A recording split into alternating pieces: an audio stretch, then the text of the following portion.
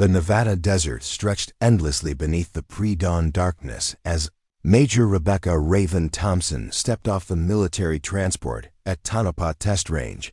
The familiar smell of jet fuel and sagebrush hit her immediately, triggering memories she had spent the last 4 years trying to forget. Her boots crunched on the tarmac as she shouldered her flight bag, the sound echoing in the crisp desert air. Above her, stars still dominated the sky, but she could see the faint line of sunrise beginning to paint the eastern mountains. Before we jump back in, tell us where you're tuning in from, and if this story touches you, make sure you're subscribed because tomorrow I've saved something extra special for you. 4 years. 4 years after she had left this place in disgrace, her confidence shattered and her dreams of flying the world's most advanced stealth aircraft were destroyed by a single catastrophic night mission. Now she was back, but everything had changed. The silver oak leaves on her uniform collar caught the light from the base's security lamps as she walked toward the main gate. Major Thompson, not Lieutenant Thompson anymore. The woman who had earned her advanced pilot training at the top of her class, who had mastered every aircraft the Air Force had put her in, who had proven herself over the skies of Eastern Europe. Flying at 10 Warthogs in support of NATO operations, the security checkpoint was exactly as she remembered it. The same concrete barriers, the same stern-faced guards with their M4 rifles, the same imposing fence topped with razor wire that surrounded one of the most classified installations in the United States.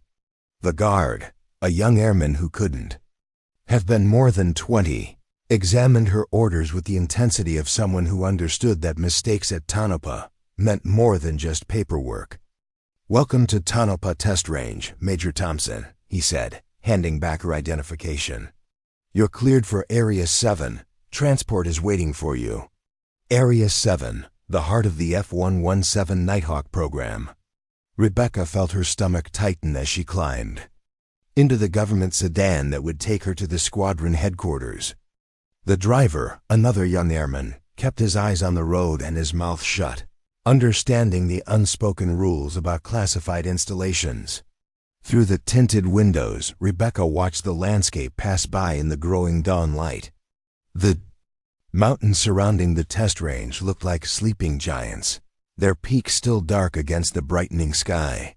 The building that housed the 4,477th Test and Evaluation Squadron looked exactly the same from the outside. A nondescript concrete structure that could have been an office building anywhere in America, except for the subtle security measures that marked it as something far more important. As Rebecca approached the main entrance, she caught sight of her reflection in the glass doors. The woman looking back at her bore little resemblance to the uncertain lieutenant who had walked through these same doors 4 years ago. Her dark hair was pulled back in a regulation bun, her uniform pressed to perfection, and her brown eyes held a confidence that had been hard-won through years of proving herself in the most demanding flying environments the Air Force could provide.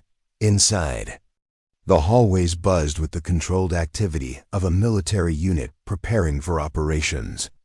Officers and enlisted personnel moved with purpose, their conversations conducted in the low tones that characterized classified work environments.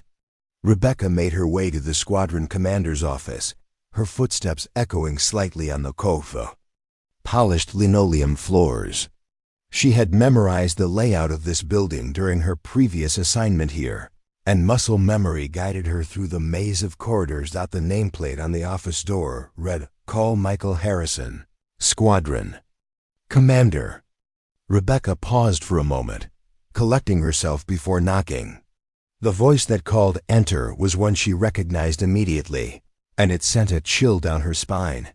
Lieutenant Colonel Harrison looked up from his desk as she entered, and for a split second, she saw something flicker across his weathered face.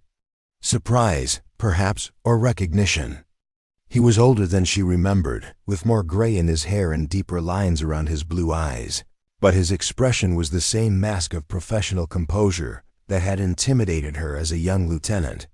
"Major Thompson," he said, rising. from his chair and extending his hand. "Welcome back to Tonopah." The handshake was firm, professional, but Rebecca could feel the tension beneath the surface. This was the man who had once told her that women didn't belong in the cockpit of the Air Force's most advanced aircraft. The man who had questioned every decision she made, who had made it clear that he considered her presence in the squadron a political gesture rather than a recognition of her abilities. The man who had been in the control room the night everything went wrong. "Thank you, sir," Rebecca replied, her voice steady despite the memories flooding back. "I'm honored to be here." Harrison gestured to the chair across from his desk and Rebecca took a seat, noting how the office had changed since her last assignment here. New maps on the walls showed current operational areas, and the photographs displayed various F-117 aircraft in flight, their angular black shapes seeming to absorb light rather than reflect it. One photo, she noticed, showed an aircraft with the tail number she had once been assigned to fly. "I have to admit," Harrison said, settling back into his chair, "when I saw your name on the assignment orders, I was surprised. It's not often we get pilots back here, especially after." He paused, clearly choosing his words carefully. "After the incident," Rebecca finished for him. "Yes, sir. I understand your surprise." Harrison opened a thick folder on his desk, and Rebecca could see her personnel file inside. 4 years of assignments, training records, performance evaluations, and commendations that told the story of a pilot who had rebuilt her career from the ground up. "Your record since leaving Tonopah is impressive," Harrison said, scanning the documents. "Top performer in your A-10 squadron, instructor pilot certification, combat missions over Kosovo with distinction. The Pentagon clearly thinks highly of your abilities. I've worked hard to prove myself, sir. And now you're back here as the new operations officer." Harrison closed the file and looked at her directly. "I have to ask, Major, why did you request this assignment? You could have had your pick of postings with your record. Why come back to the place where—" Again, he let the sentence hang unfinished. Rebecca had anticipated this question, had rehearsed her answer during the long flight from her previous assignment. But sitting here, looking at the man who had once crushed her confidence, she felt the weight of honesty. "Because I have unfinished business here, sir. 4 years ago I failed. I made mistakes that could have compromised the mission and the aircraft. I've spent every day since then learning from those mistakes, becoming a better pilot, a better officer. I came back because I need to prove to myself, and to this squadron, that I belong here." Harrison studied her for a long moment, his expression unreadable.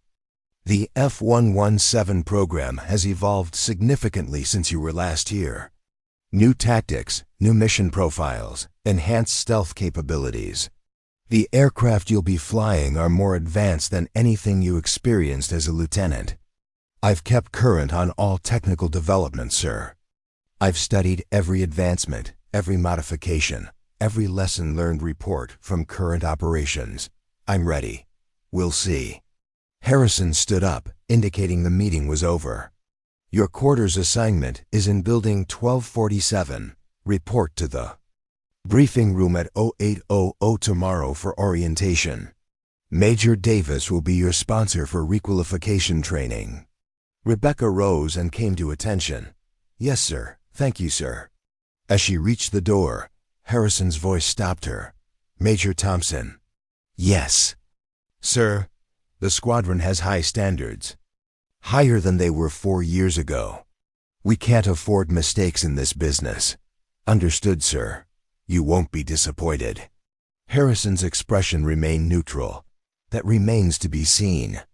Walking through the corridors toward the exit, Rebecca past the briefing rooms where she had once sat as a young lieutenant, listening to mission parameters and aircraft systems lectures. The walls were covered with the same type of classified briefing charts, aircraft diagrams, and tactical information that had once seemed impossibly complex. Now, with 4 years of additional experience and training, she could read the displays with the fluency of a seasoned combat pilot. Near the operations center, she encountered a group of pilots engaged in animated discussion around a mission planning table. The conversation stopped as she approached, and she felt the weight of their collective gaze. These were the current F-117 pilots, the elite aviators who flew the world's most advanced stealth aircraft on missions that would never appear in newspapers or history books. "You must be the new operations officer," said a tall captain with dark hair and the confident bearing of an experienced pilot. "Captain Jennifer Walsh. Welcome to the tomb." The tomb. Rebecca remembered the nickname for Tanopa, a reference to the secrecy that surrounded everything that happened here. She shook Walsh's hand, noting the firm grip and direct eye contact of someone accustomed to command. Major Rebecca Thompson. "Thanks for the welcome." "Thompson," repeated another pilot, a major with sandy hair and intelligent green eyes. "That name rings a bell.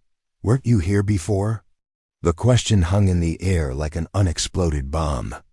Rebecca could feel the attention of the entire group focused on her, waiting for her response. This was the moment she had dreaded and anticipated in equal measure. "Yes, I was assigned here 4 years ago as a lieutenant." Different circumstances then. The major's expression changed slightly, and she could see recognition dawning in his eyes. "You're the pilot who had the night vision incident. The one who nearly compromised a classified mission due to equipment failure and pilot error," Rebecca finished firmly. "Yes, that was me." The silence that followed was deafening. She could feel the pilots reassessing her, wondering why someone with that kind of history had been assigned as their new operations officer. In the world of military aviation, reputation was everything, and hers had been destroyed in one terrible night 4 years ago. Captain Walsh broke the uncomfortable silence. "Well, that was then. This is now. We're all here to fly the world's most advanced aircraft and complete missions that nobody else can handle. What matters is what you can do today."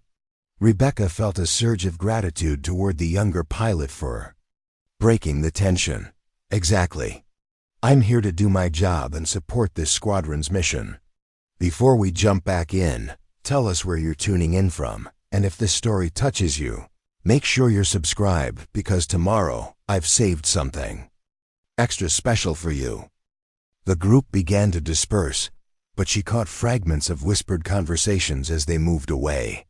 Words like night vision and washout and second chance drifted back to her, confirming that her reputation had preceded her return to Tonopah. Outside the operations center, the Nevada sun was now fully above the mountains, bathing the desert installation in harsh morning light. Rebecca walked toward her assigned quarters, her mind processing the encounters of the morning. Harrison's skepticism, the pilot's recognition of her past failure, the weight of expectations and doubt that would follow her every move. The quarters building was a long, low structure that housed the bachelor officers assigned to Tonopah. Her room was Spartan but functional. A single bed, a desk, a small refrigerator, and a window that looked out toward the aircraft hangars in the distance.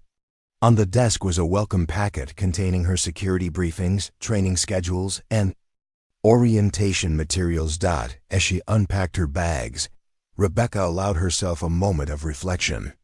4 years ago, she had packed these same belongings in this same type of room, but under very different circumstances. Then, she had been leaving in disgrace, her confidence shattered and her career in ruins. The young lieutenant who had dreamed of flying the F-117 Nighthawk had been replaced by someone filled with self-doubt and regret, but that person was gone. The woman who had returned to Tonopah had been forged through 4 years of relentless training, combat missions, and the gradual rebuilding of her confidence. She had flown A-10 Warthogs through the most dangerous airspace in the Balkans, had earned the respect of her fellow pilots through competence and courage, and had proven herself worthy of the silver oak leaves she now wore. Through her window, she could see the distinctive angular shapes of the F-117 aircraft parked on the ramp. their black surfaces seeming to absorb the desert sunlight. The Nighthawk, the aircraft she had once been privileged to fly and that she would fly again. But this time would be different. This time, she was ready. The orientation packet included her training schedule, and she noted with satisfaction that her first flight was scheduled for the following week. 7 days to reacquaint herself with the aircraft systems, the tactical procedures, and the demanding standards of the stealth program. 7 days to prove that she belonged here. As the morning progressed, Rebecca made her way to various administrative offices, completing the paperwork and briefings required for her security clearance reactivation. Each stop brought new encounters with personnel who remembered her previous assignment, and she could see the questions in their eyes. Why was she back? What has changed? Could she be trusted with the Air Force's most classified aircraft and missions? The security officer, a stern-faced master sergeant with 30 years of experience, was particularly thorough in his briefing about the consequences of security violations. He made it clear that the standards at Tonopah were absolute, and that any breach of security protocols would result in immediate removal from the program and potentially criminal charges. "Major Thompson," he said as the briefing concluded, "I'm sure you understand the gravity of the work we do here. Every pilot, every support person, every individual with access to this program is entrusted with secrets that could change the balance of world power if they fell into the wrong hands." "I understand completely, Master Sergeant. You have my word that I will uphold the highest standards of security and professionalism." The sergeant studied her with the penetrating gaze of someone who had seen many officers come and go over the years. "I hope so, ma'am. Second chances are rare in this business." By late afternoon, Rebecca had completed most of her in-processing requirements and decided to take a walk around the base to reacquaint herself with the facilities. The flight line was off limits until she completed her requalification training, but she could see the hangars where the F-117 aircraft were maintained and prepared for their nocturnal missions. The aircraft themselves were marvels of technology and engineering, their faceted surfaces designed to scatter radar waves and make them virtually invisible to enemy detection systems. Flying them required not just piloting skills, but an understanding of stealth tactics, electronic warfare, and precision navigation that went far beyond conventional aircraft operations. As evening approached, Rebecca made her way to the officers' club, a modest facility that served as the social center for the base's personnel. The club was quiet in the early evening, with only a few officers scattered around the bar and dining area. She ordered a coffee and found a table near the window, where she could watch the sun set behind the mountains. "Mind if I join you?" Rebecca looked up to see Captain Walsh standing beside her table, holding a cup of coffee of her own. "Please," Rebecca said, gesturing to the empty chair. Walsh sat down and studied Rebecca with frank curiosity. "So, what's the real story? Why did you come back here?" The directness of the question caught Rebecca off guard, but she appreciated the honesty. "You mean besides unfinished business and career redemption?" "Yeah, besides the obvious stuff. This place has a way of getting under your skin, but most people who wash out never come back. They find other ways to serve, other aircraft to fly. You could have had a great career flying A-10s or F-16s. Why put yourself through this again?" Rebecca sipped her coffee, considering how much to reveal to this pilot she barely knew. But something in Walsh's manner suggested genuine interest, rather than mere curiosity. "Because I never got the chance to prove what I could really do," Rebecca said finally. 4 years ago, I was young, inexperienced, and trying too hard to prove I belonged. When everything went wrong, I let it define me instead of learning from it. I've spent 4 years becoming the pilot I should have been then. Now I want the chance to show what that pilot can accomplish." Walsh nodded slowly. "Fair enough. But you should know this squadron has changed since you were here. The missions are more complex, the standards are higher, and the margin for error is essentially zero.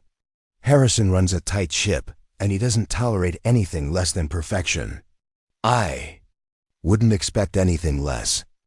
Good, because tomorrow you start requalification training, and it's going to test everything you think you know about flying, and then some. The F-117 isn't just an aircraft. It's a weapon system that requires absolute precision and complete understanding of its capabilities and limitations. As if summoned by their conversation, Lieutenant Colonel Harrison entered the officers' club, his eyes scanning the room before settling on their table. He approached with the measured stride of a career military officer, his expression giving nothing away. "Major Thompson, Captain Walsh," he said, stopping beside their table. Both officers started to rise, but Harrison waved them back to their seats. "Don't let me interrupt," he said. "I just wanted to remind you, Major, that your ground school begins at 06:00 tomorrow. I trust you're prepared for an intensive schedule." "Yes, sir. I've been reviewing the technical materials, and I'm ready to begin." Harrison's pale blue eyes studied her for a moment. "We'll see. The F-117 program demands excellence in every aspect of operation. There's no room for the kind of ... difficulties that occurred during your previous assignment here." The reminder of her past failure hung in the air between them, and Rebecca felt the familiar tightness in her chest that accompanied memories of that night 4 years ago. But this time, instead of shrinking from the reference, she met Harrison's gaze directly. "Sir, I understand the standards and expectations. I'm confident that my performance will meet or exceed them." "Confidence is important, Major, but it must be backed up by competence. Tomorrow we begin to see if you've truly learned from your past mistakes." After Harrison left, Walsh let out a low whistle. "He really doesn't cut you any slack, does he?" "No. And I don't expect him to. He has every right to be skeptical. 4 years ago, I gave him good reason to doubt my abilities." "What exactly happened? I mean, I've heard rumors, but..." Rebecca was quiet for a long moment, staring out the window at the darkening desert. This was the question she had been dreading, but also the one she knew she would have to answer eventually. "Equipment failure during a classified night mission. My night vision goggles malfunctioned at a critical moment, and I made a series of poor decisions trying to compensate. The mission was compromised, and I nearly lost the aircraft. It was pilot error compounded by equipment failure, but ultimately, the responsibility was mine." Walsh absorbed this information without judgment. Night vision problems can be serious in the F-117. The aircraft is designed for precision night operations, and if you can't see properly ... Exactly. And that's why I've spent the last 4 years not just improving my flying skills, but specifically addressing the issues that led to that failure. I've undergone extensive night vision training, additional instruction in emergency procedures, and I've flown more night combat missions than most pilots see in an entire career. "Well," Walsh said, finishing her coffee, "tomorrow you get to prove it. Word of advice? Don't try to impress anyone. Just do your job, follow procedures, and let your performance speak for itself. The Nighthawk will test you in ways you can't imagine, but if you've really learned from your mistakes, it'll show." As the evening deepened, Rebecca returned to her quarters and spent several hours reviewing technical manuals and mission procedures. The F-117 was a complex aircraft that required intimate knowledge of its systems, limitations, and tactical employment. Every switch, every procedure, every emergency response had to be memorized and practiced until they became instinctive. But beyond the technical knowledge, she knew that her greatest challenge would be psychological. She had to prove not just to Harrison and the other pilots, but to herself, that she had overcome the failures of the past. The young lieutenant who had made critical errors in judgment was gone, replaced by an experienced combat pilot who understood the true cost of mistakes in military aviation. Outside her window, the Nevada desert was completely dark now, The kind of absolute darkness that the F-117 was designed to exploit.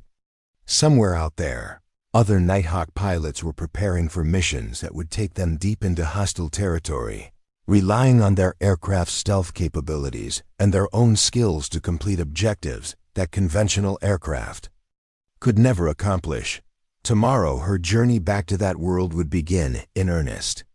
The technical training, the simulator sessions, the flight evaluations that would determine whether she truly belonged among the elite pilots of the F-117 program. 4 years of preparation had led to this moment, and she was as ready as she could possibly be. The woman who had returned to Tonopah Test Range was not the same person who had left in disgrace 4 years earlier. She had been forged by combat, tempered by failure, and strengthened by the knowledge that she had overcome every challenge the Air Force had placed before her. Now came the ultimate test, proving that she was worthy of flying the world's most advanced stealth aircraft into the darkness where only the most skilled and trusted pilots were allowed to venture. The alarm clock's shrill cry pierced the pre-dawn darkness at 0530 hours, dragging Rebecca from a restless sleep filled with fragments of nightmares she had hoped were buried forever. The dreams were always the same: cockpit alarms screaming, instrument panels flickering, and the suffocating darkness of a Nevada night that had nearly ended her career before it truly began. She sat up in the narrow bunk, her heart still racing from the phantom. Sensations of aircraft controls slipping through her fingers and radio calls that went unanswered. Ground school began in 30 minutes, and as she dressed in her flight suit, Rebecca's mind involuntarily drifted back to another morning 4 years ago, when she had worn the same uniform with vastly different emotions. Then, she had been Lieutenant Rebecca Thompson, 24 years old, and convinced that her assignment to the F-117 program represented the pinnacle of military aviation achievement. She had been wrong about many things in those days. The route to the classified briefing rooms took her past the same concrete corridors, the same security checkpoints, the same sterile government lighting that had witnessed her rise and catastrophic fall. But this time, as she badged through each checkpoint, she carried herself with the measured confidence of an officer who had learned that competence was earned through sweat, blood, and the painful process of rebuilding shattered confidence one mission at a time. Lieutenant Colonel Harrison was already in the briefing room when she arrived, along with 2 other instructors she didn't recognize. The walls were covered with technical diagrams of the F-117's unique angular geometry, radar cross-section charts, and classified materials that detailed the aircraft's revolutionary stealth capabilities. It was like stepping back in time, except now she understood the significance of every diagram, every specification, every tactical limitation that had once seemed impossibly complex. "Major Thompson," Harrison said, without looking up from his briefing notes, "today we begin your requalification on the F-117 Nighthawk. Before we discuss current capabilities and procedures, I want to review exactly what went wrong during your previous assignment here. Not to embarrass you, but to ensure that the same mistakes are never repeated." The words hit her like a physical blow, but Rebecca had anticipated this moment. She had spent 4 years preparing for this conversation, analyzing every decision, every action, every failure that had led to her disgrace. The investigation reports, the witness statements, the technical analysis. She had memorized every damning detail. "Yes, sir, I understand." Harrison activated a large display screen, and suddenly Rebecca was looking at cockpit camera footage from that terrible night in 2019. The timestamp read 2,347 hours, and she could see her younger self in the pilot's seat, her face illuminated by the green glow of the instrument panel. Even watching it now, she could feel her stomach clench with the same anxiety that had consumed her during those final moments of the mission. "Mission designation, Operation Dark Whisper," Harrison narrated in his clinical tone. "Primary objective: penetrate simulated enemy airspace, and deliver a precision-guided munition on a high-value target. Secondary objective: evaluate new night vision enhancement systems under combat conditions. The footage showed Lieutenant Thompson adjusting her night vision goggles, the same AVS-9 system that every F-117 pilot relied on for nocturnal operations. The desert landscape below was rendered in stark green and white, the thermal signatures of buildings and vehicles clearly visible through the advanced optics. Everything had been proceeding normally until the moment that changed everything. Time. Hack. 2,351 hours. Harrison continued. Pilot reports equipment malfunction. On the screen, Rebecca watched her younger self suddenly jerk back in surprise, her hands flying to the night vision system. The audio quality was poor, but she could hear her own voice, higher pitched with stress and inexperience, reporting. The emergency to the control room. Control, Raven 17. I'm experiencing total failure of night vision systems. Repeat, NVG failure. Request guidance. The response from the control room came immediately.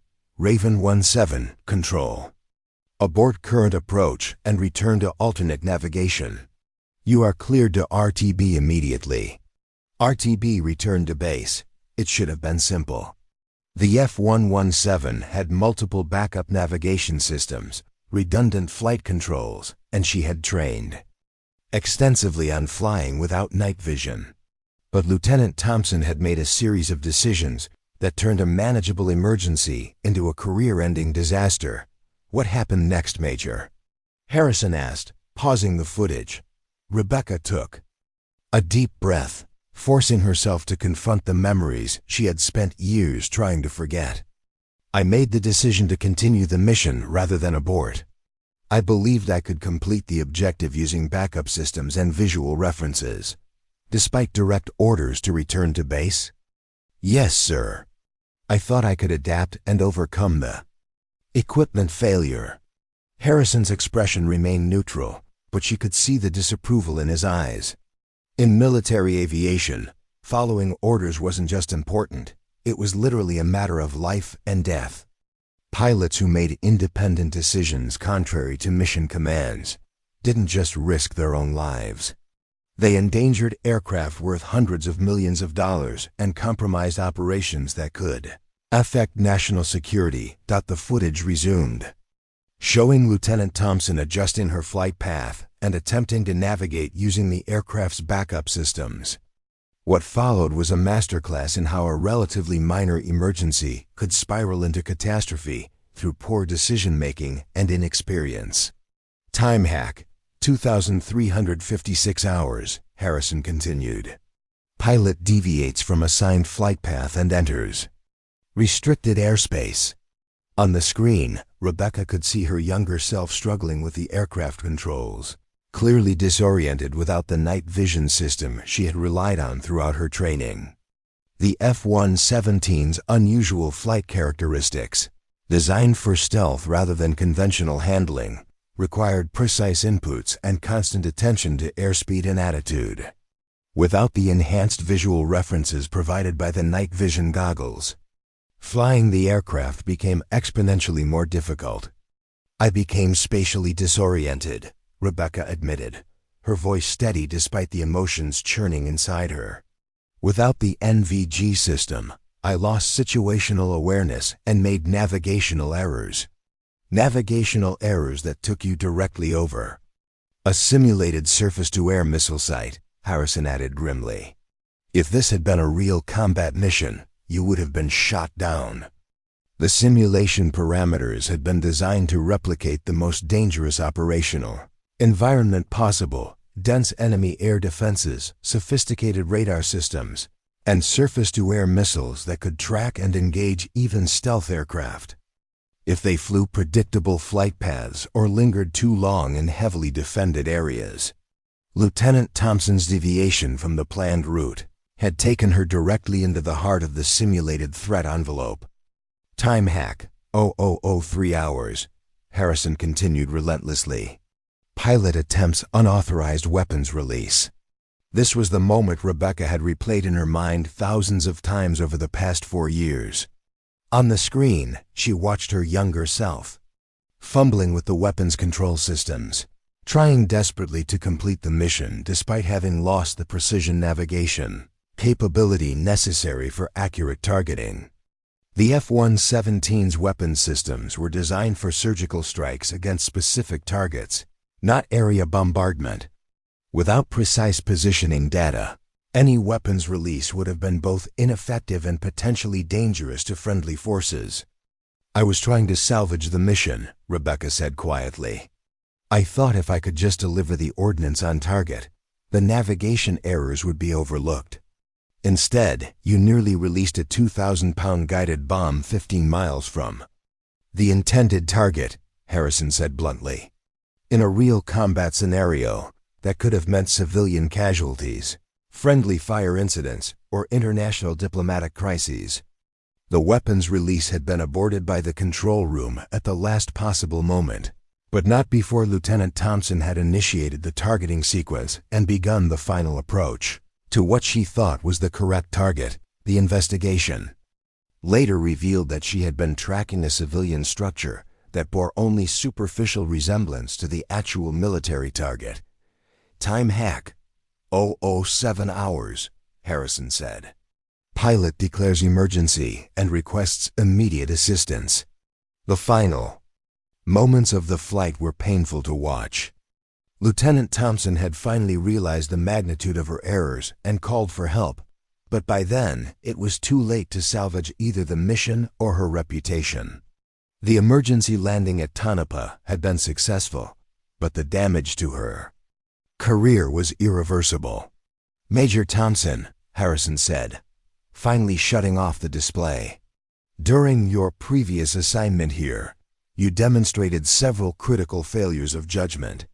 You disobeyed direct orders, compromised the mission, and nearly caused what could have been a catastrophic accident. In your opinion, what were the root causes of these failures?"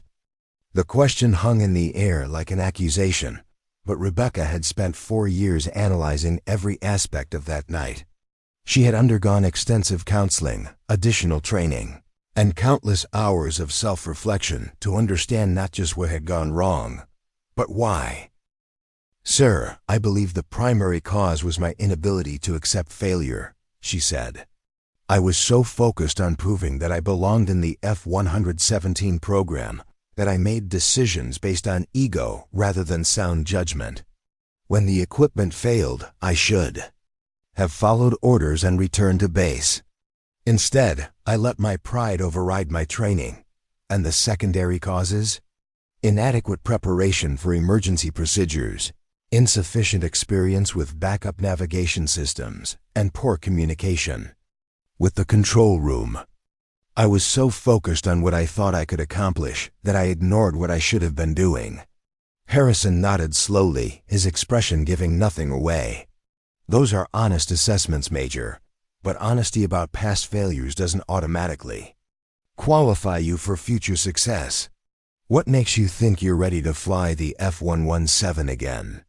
It was the question Rebecca had been preparing to answer for 4 years, but sitting here in this briefing room, confronted with the stark evidence of her past failures, the answer felt more complex than she had anticipated.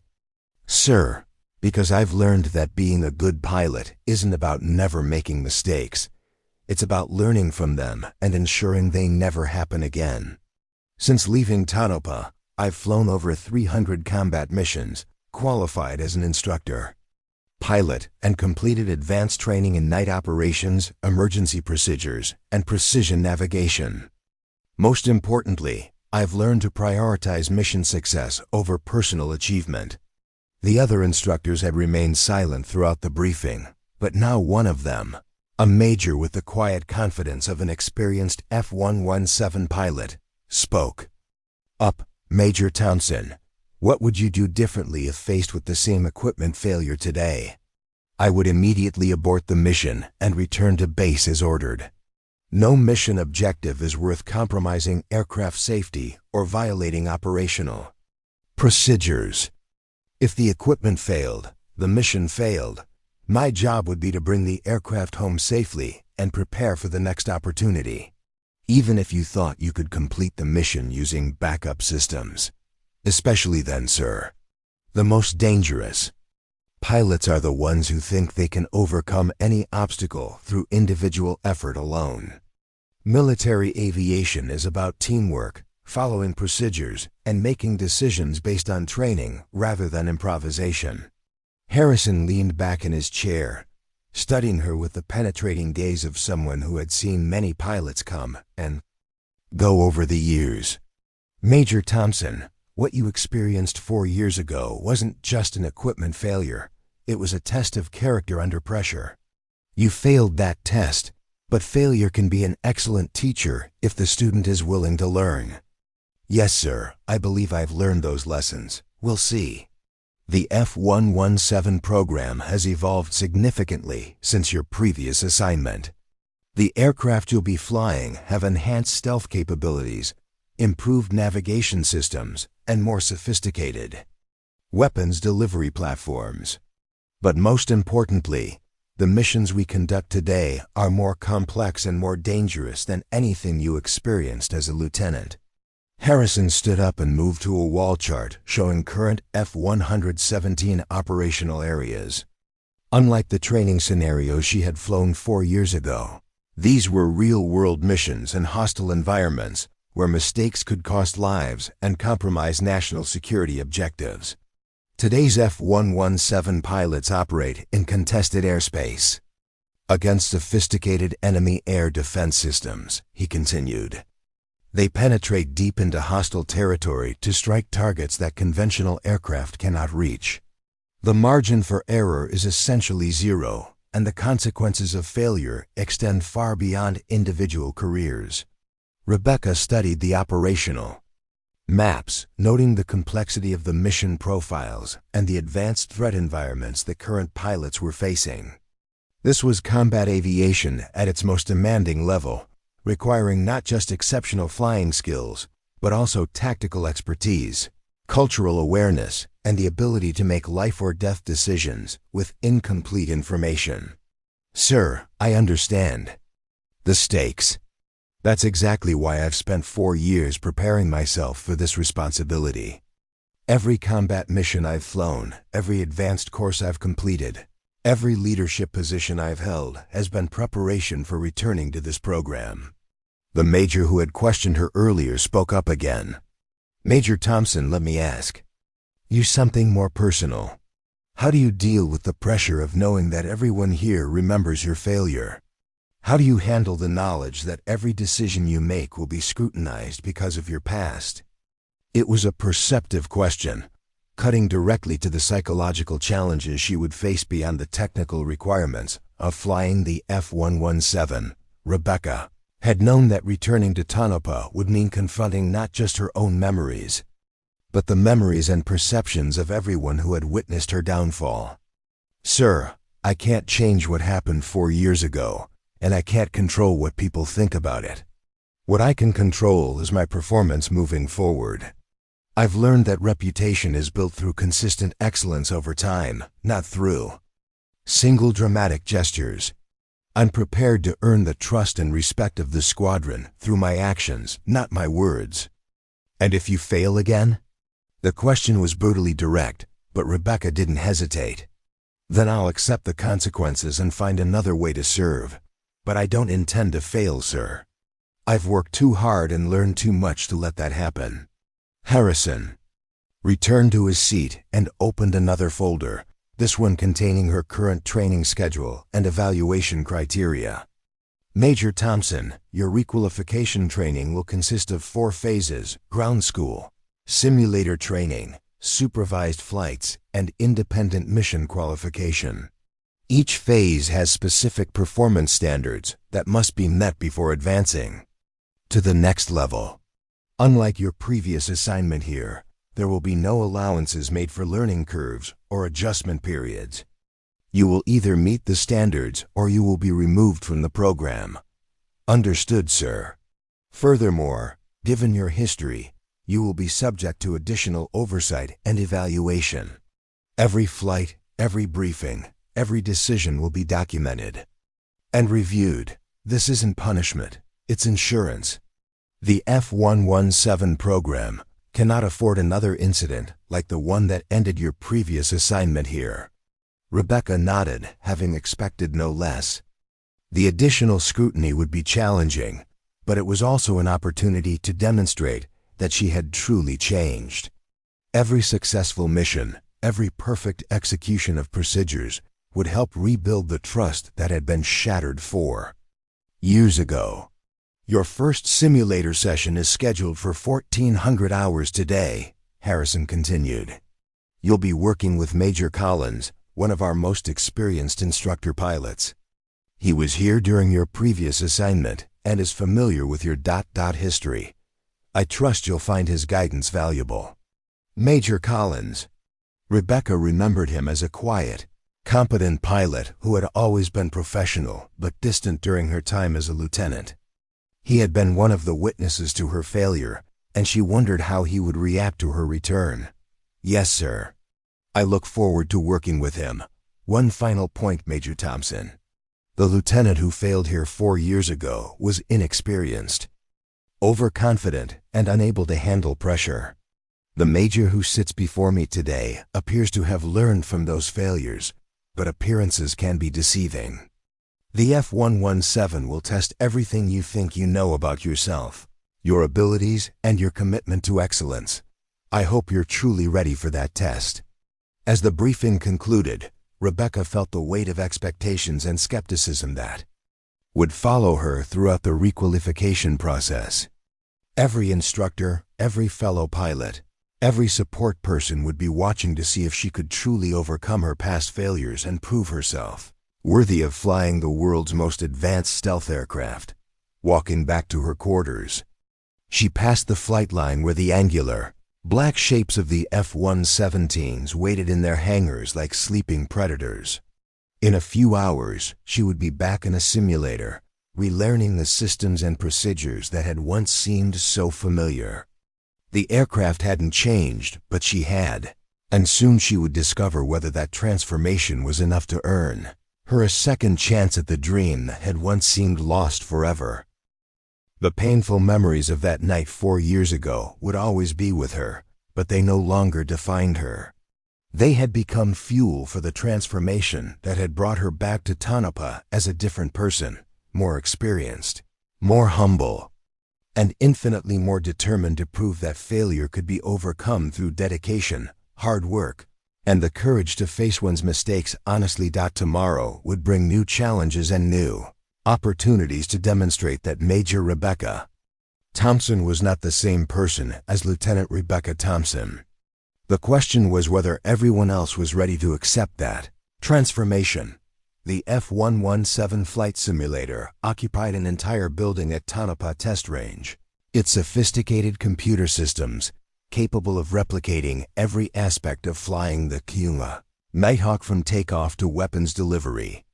As Rebecca approached the facility at 13:55 hours, she could hear the distinctive whine of hydraulic systems and the low hum of cooling units that kept the advanced electronics operating at optimal temperatures. This was where her real test would begin. Major David Collins was waiting for her in the briefing room adjacent to the simulator bay. He was exactly as she remembered, tall, lean, with prematurely gray hair and the kind of steady demeanor that marked experienced military aviators. His flight suit was adorned with patches from various special operations units, and his instructor pilot wings gleamed under the fluorescent lighting. When he looked up from his checklist, his expression was professionally neutral, but Rebecca could see the questions in his dark eyes. "Major Thompson," he said, rising from his chair. "Welcome back to the program. I trust your morning briefing with Colonel Harrison was illuminating." There was a subtle emphasis on the last word that told Rebecca he was well aware of what that briefing had entailed. Collins had been one of the pilots in the control room 4 years ago, watching her fumble through the night that ended her first assignment to Tonopah. "Yes, sir." "Very thorough," Rebecca replied, maintaining her professional composure despite the knot forming in her stomach. Good, because today we're going to see if you've truly learned from those experiences. Collins gestured to the simulator specifications displayed on a large monitor. This afternoon's session will replicate the exact conditions you'll face during your qualification flights. Enhanced stealth configurations, advanced threat environments, and precision navigation requirements that didn't exist during your previous assignment here. Rebecca studied the mission parameters, noting immediately that the complexity far exceeded anything she had experienced as a lieutenant.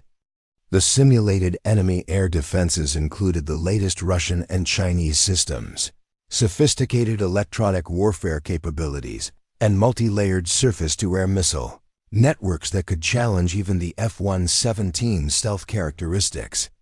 Sir, these threat densities are significantly higher than the training scenarios from 4 years ago. Correct. The operational environment has evolved, and so have our training standards. Today's F-117 pilots must be capable of penetrating the most advanced air defense systems in the world. The missions we conduct are no longer training exercises, they're preparation for real-world operations, where failure means death or capture. Collins activated a 3-dimensional display showing the afternoon's simulated mission area. The virtual landscape was dotted with radar installations, missile sites, and mobile air defense units that created overlapping zones of detection and engagement. Flying through this environment would require precise navigation, perfect timing, and flawless execution of stealth tactics. Your objective is simple in concept but demanding in execution, Collins continued. Penetrate enemy airspace, deliver a precision-guided munition on a high-value target, and return to base without detection. You'll have one chance to get it right. No practice runs, no do-overs, no allowances for equipment familiarization. Rebecca felt her pulse quicken as she absorbed the mission requirements. This wasn't just a routine training flight. It was a test designed to push her to the limits of her capabilities and beyond. Collins was clearly determined to see if she would crack under pressure like she had 4 years ago. Weather conditions? She asked, reviewing the environmental parameters. Overcast skies, visibility less than 2 miles, crosswinds gusting to 30 knots. Not ideal, but representative of the conditions you'll face in actual operations. Poor weather would complicate every aspect of the mission, from takeoff procedures to final approach navigation. The F-117's unique aerodynamic characteristics made it sensitive to crosswinds and turbulence, requiring constant pilot attention and precise control inputs. Night vision requirements? Collins paused, his eyes meeting hers directly. Full NVG operations throughout the mission profile. The target area will be completely dark, with no external lighting or visual references. Your night vision systems will be your primary means of navigation and target identification. There it was, the deliberate test of her ability to handle the same type of equipment that had failed during her previous assignment. Rebecca had expected this, had prepared for it, but hearing it stated so bluntly still sent a chill down her spine. Understood, sir. I'm ready. We'll see. Follow me. The simulator cockpit was an exact replica of the F-117's interior, complete with every switch, display, and control surface found in the actual aircraft. The angular geometry of the canopy and instrument panel created the same cramped, enclosed feeling that characterized the real Nighthawk. As Rebecca strapped herself into the ejection seat, muscle memory from hundreds of hours in various aircraft cockpits took over, her hands automatically finding the correct positions for throttles, flight controls, and emergency systems. Collins took his position at the instructor station outside the cockpit, where he could monitor every aspect of her performance while controlling the simulated environment. Through the headset, she could hear his voice with the same clinical detachment that had characterized her instructors 4 years ago. Major Thompson, this is a standard mission qualification evaluation. You will be graded on all aspects of mission planning, aircraft handling, navigation accuracy, weapons delivery, and emergency procedures. Any questions before we begin? No, sir. Ready to proceed. Very well. Begin your pre-flight checklist. The familiar ritual of aircraft preparation helped calm Rebecca's nerves as she methodically worked through each system check. Engine parameters, hydraulic pressures, electrical systems, navigation computers. Every component had to be verified and configured before flight operations could commence. The F-117's complexity required intense concentration, and she found herself falling into the focused mindset that had served her well during combat operations in the Balkans. Pre-flight complete. Systems nominal, she reported. Roger. You are. Cleared for engine start and taxi. The simulated engine spooled up with the characteristic whine of the F-117's non-afterburning turbofans, their sound muffled by the aircraft's internal noise dampening systems. Rebecca felt the familiar vibration through the airframe as the engines reached idle power, their exhaust carefully designed to minimize thermal signatures that could be detected by infrared sensors. Taxiing the F-117 required delicate control. Inputs due to its unusual landing gear configuration and center of gravity. The aircraft wanted to weathercock in crosswinds, and the limited forward visibility through the angular canopy made ground operations challenging even in good conditions. Rebecca compensated smoothly for the simulated wind gusts, keeping the aircraft centered on the taxiway through precise rudder and brake inputs. Nice taxi work, Collins commented, his tone neutral but not disapproving. Ready for takeoff? Affirmative. Takeoff checklist complete. You are cleared for takeoff. Winds 270 at 15, gusting 25. The crosswind takeoff required Rebecca to anticipate the wind's effect on the aircraft throughout the acceleration and rotation sequence. Too much correction would cause the F-117 to drift off the runway centerline, while too little would result in a dangerous sideways motion during the critical transition from ground roll to flight. She advanced the throttles smoothly, monitoring engine parameters as the aircraft accelerated through the darkness. At rotation speed, Rebecca pulled back gently on the control stick, feeling the main landing gear lift off the runway. The F-117 climbed out at its prescribed angle, its radar-absorbing surfaces already beginning to work their technological magic against simulated enemy detection systems. Within minutes, she was established in cruise flight, flying through the virtual Nevada airspace toward the mission area. Fence check complete, she reported, indicating that all aircraft systems had been configured for combat operations. Navigation on course, all systems nominal. Roger. Be advised, intelligence reports increased enemy activity in your target area. Remain vigilant for threats. The first test came 30 minutes into the flight as Rebecca approached the simulated enemy border. Her radar warning receiver began chirping softly, indicating that enemy search radars were attempting to detect and track her aircraft. The F-117 stealth technology should have made her virtually invisible, but maintaining that invisibility required precise flight path management and constant awareness of her radar cross-section. Contact, enemy search radar bearing 045 range. Approximately 40 miles, she reported. Acknowledged. Continue the mission. Rebecca adjusted her flight path slightly to minimize her exposure to the radar's beam pattern while staying within the narrow corridor that would take her to the target. Area undetected. This was where her 4 years of additional training showed most clearly.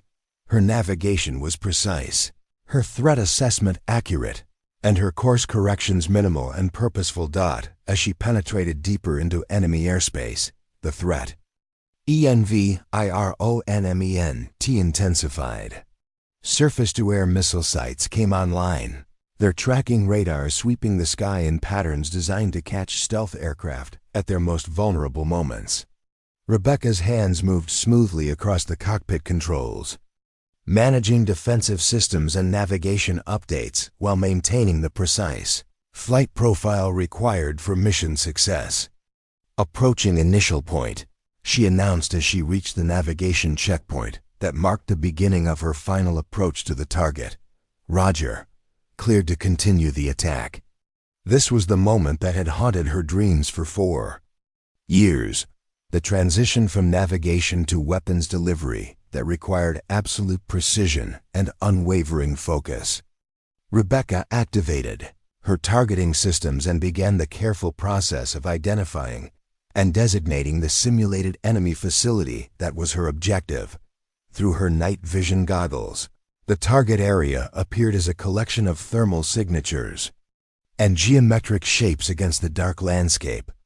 The primary target was a command bunker located in the center of a heavily defended military complex, surrounded by decoy structures and camouflage defensive positions designed to confuse attacking aircraft. Target acquired, she reported, her voice steady despite the adrenaline coursing through her system. Beginning attack run. The weapons delivery required a precise approach angle and release point that would allow the guided munition to strike the target while keeping the F-117 outside the engagement envelope of the surface-to-air missiles protecting the facility. Rebecca fine-tuned her approach, making minor corrections to account for wind drift and target movement, while monitoring her defensive systems for any indication of enemy detection. In range, systems are armed, she announced. Cleared hot. Rebecca pressed the weapons release button at the exact moment required by her calculations, feeling the subtle change in aircraft behavior as the 2,000-pound guided bomb separated from its internal mounting. The weapons guidance system took over immediately, steering toward the target while Rebecca executed a sharp turn away from the threat area. Weapon away, direct hit, Collins announced with what sounded like genuine surprise. Target destroyed. The relief Rebecca felt was overwhelming, but she forced herself to maintain focus on the remaining aspects of the mission. Getting to the target and delivering ordnance was only half the challenge. Now, she had to navigate back through hostile airspace and return safely to base. The egress route took her through a different corridor, one designed to test her ability to adapt to changing threat conditions and navigate using backup systems. Halfway through the return flight, Collins introduced the emergency that Rebecca had been dreading. Major Thompson, you are experiencing primary navigation system failure. Switch to backup navigation and continue the mission. The words hit her like a physical blow, instantly triggering memories of that terrible night 4 years ago. But this time, instead of panic, Rebecca felt a cold calm settle over her as her training took over. She smoothly transitioned to the backup navigation system, cross-checking her position using multiple sources and adjusting her flight path to account for the system change. Navigation system failure acknowledged, switching to backup nav.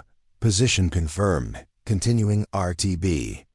Roger, how's your confidence level with the backup systems? It was a loaded question, clearly designed to test her psychological state under emergency conditions. 4 years ago, she would have tried to prove her competence through bravado. Now she gave an honest assessment based on her actual capabilities. Confident in backup systems, sir. I've trained extensively on emergency navigation procedures, and I'm currently on all backup protocols. For the next 20 minutes, Rebecca demonstrated flawless emergency procedures as she navigated back to Tonopah using only backup systems. Her position updates were accurate, her course corrections minimal, and her communication clear and professional. When Collins introduced additional emergencies, simulated engine malfunctions and hydraulic problems, she handled each one with the calm competence of an experienced combat pilot. Tonopah Tower, Raven 17 requesting clearance for approach. She transmitted as the home field came into view. Raven 17, cleared for approach runway 14, winds 290 at 20 gusting 30. The crosswind approach required careful attention. to airspeed and alignment as Rebecca configured the F-117 for landing. The aircraft's unusual characteristics made it sensitive to gusts and turbulence, but her control inputs were smooth and precise throughout the approach. The simulated touchdown was gentle and on centerline, followed by a perfect rollout and taxi to the designated parking area.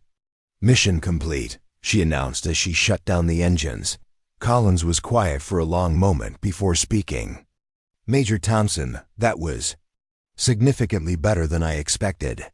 Your navigation was precise, your weapons delivery was textbook perfect, and your emergency procedures were flawless.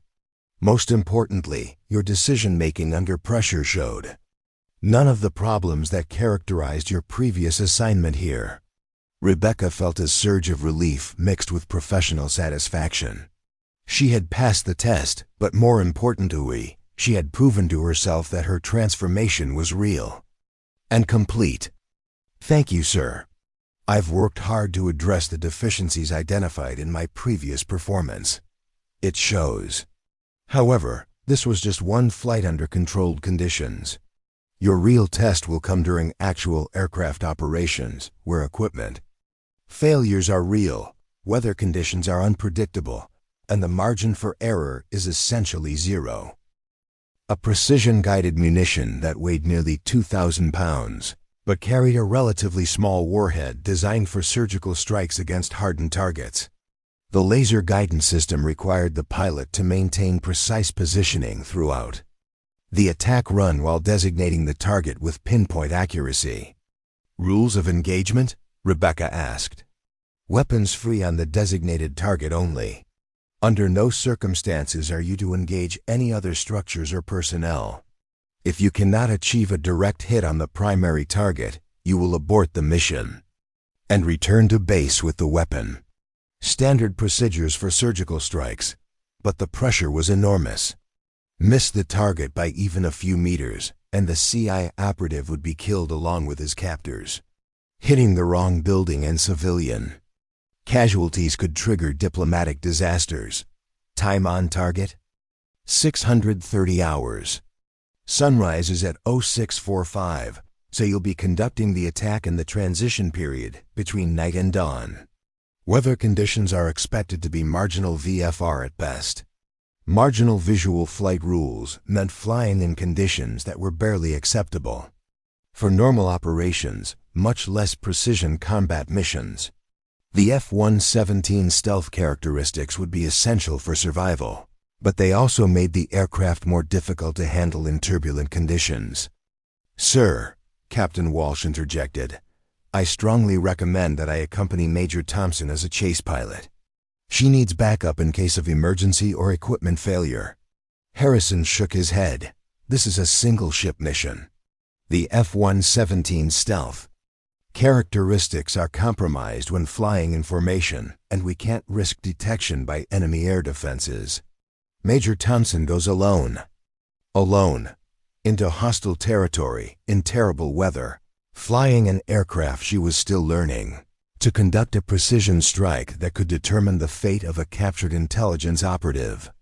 The magnitude of the challenge was almost overwhelming.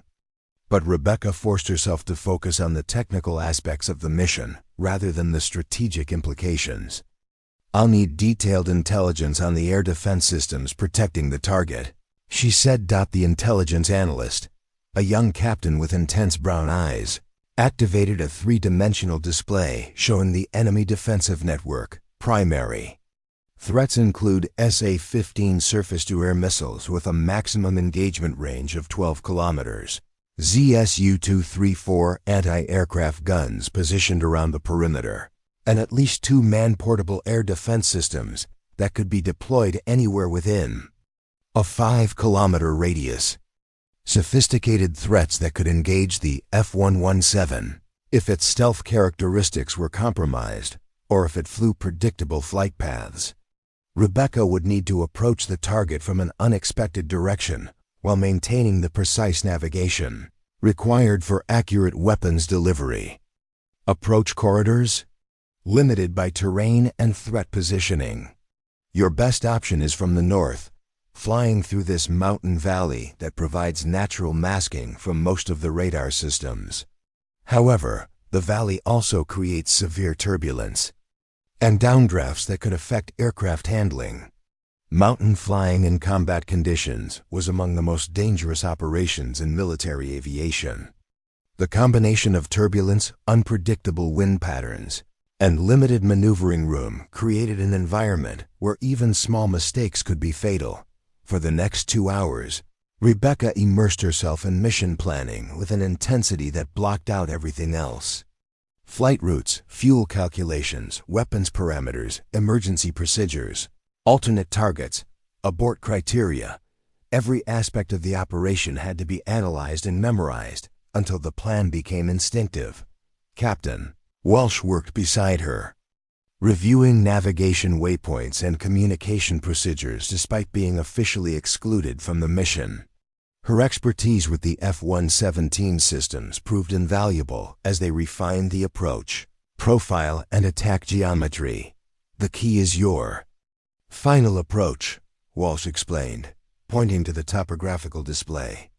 You'll need to pop up over this ridgeline at exactly the right moment to acquire the target, while staying below the engagement envelope of the SA-15 systems. The margin for error is less than 500 feet in altitude and 30 seconds in timing. Rebecca nodded, visualizing the complex three-dimensional puzzle of terrain, threats, and target geometry. She had performed similar attacks in the A-10, but never with such precise requirements or in such unforgiving conditions. What's your biggest concern? Walsh asked quietly. Weather, Rebecca replied without hesitation.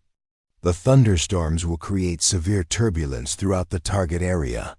Maintaining the stability required for precision laser guidance will be extremely difficult.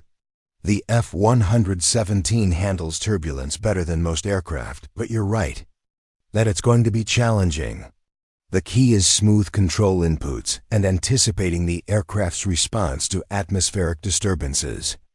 At 0400 hours, Rebecca began her pre-flight preparation in the same hangar where she had once prepared for the training mission that ended her first assignment to Tonopah.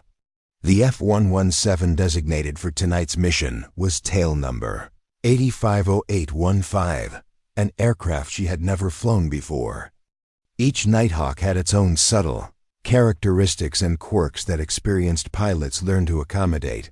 The aircraft's angular black surfaces seemed to absorb the hangar's fluorescent lighting, creating an almost supernatural appearance that reinforced the F-117's reputation as a ghost that could strike without warning. The maintenance crew had prepared the aircraft with unusual attention to detail, understanding that tonight's mission would test both pilot and machine to their absolute limits. Chief Master Sergeant Rodriguez, the senior maintenance supervisor, approached Rebecca as she completed her external inspection.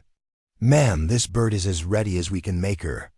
All systems are operating within normal parameters, and we've given special attention to the navigation and targeting systems. Any discrepancies I should know about?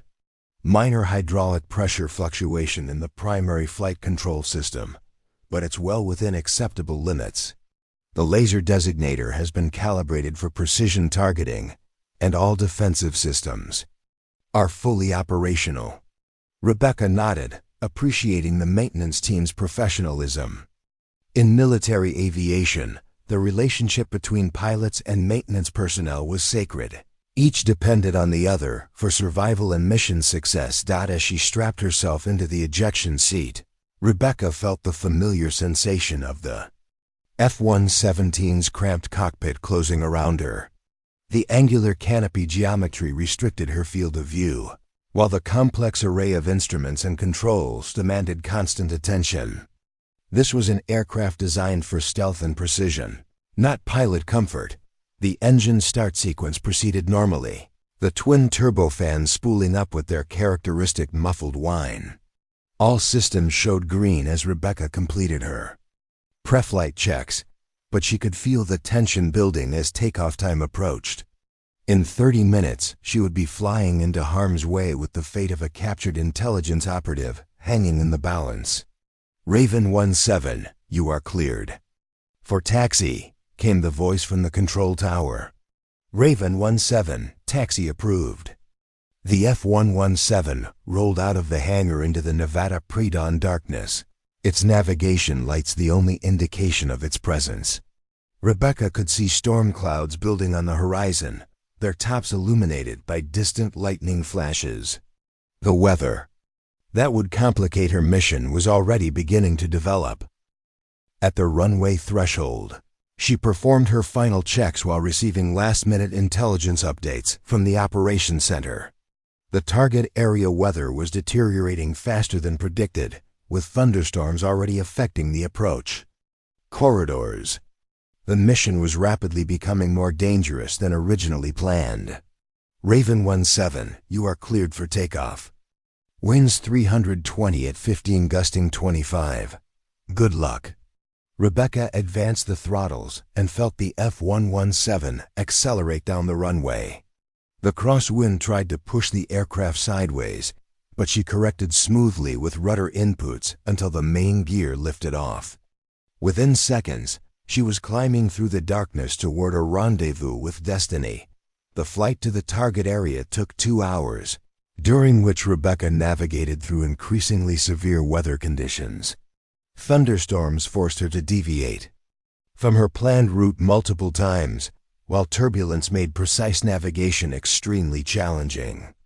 The F-117's fly-by-wire flight control system helped smooth out the worst atmospheric disturbances, but she could feel the aircraft fighting the invisible forces that tried to throw it off course.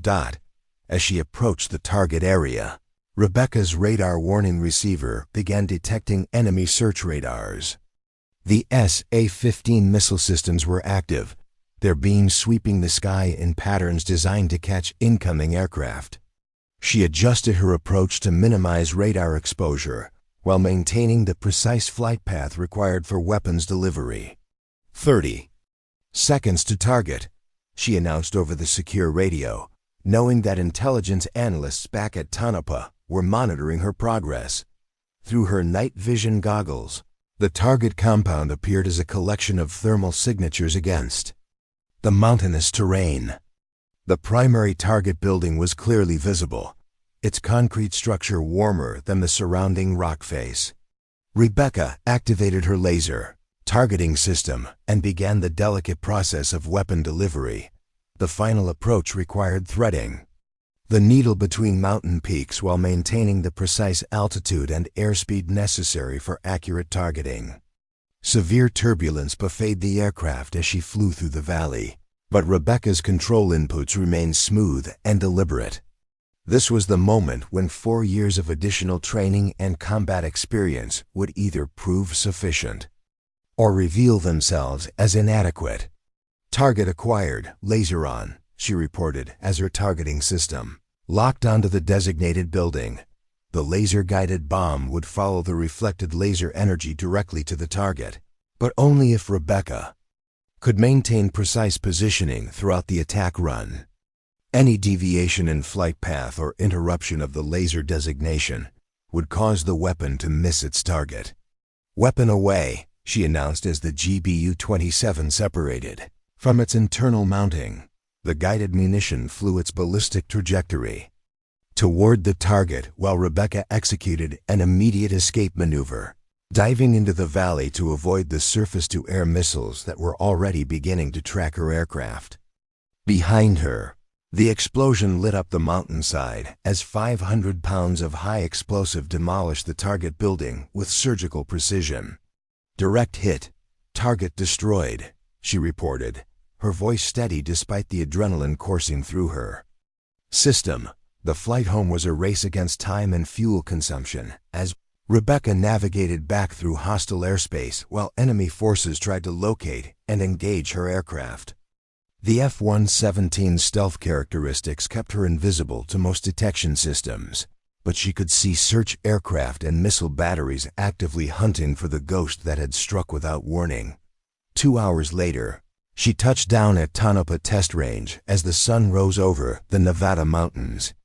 The mission had been flawless, target destroyed, Aircraft and pilots safely recovered, and the captured intelligence operative's information secured from enemy exploitation.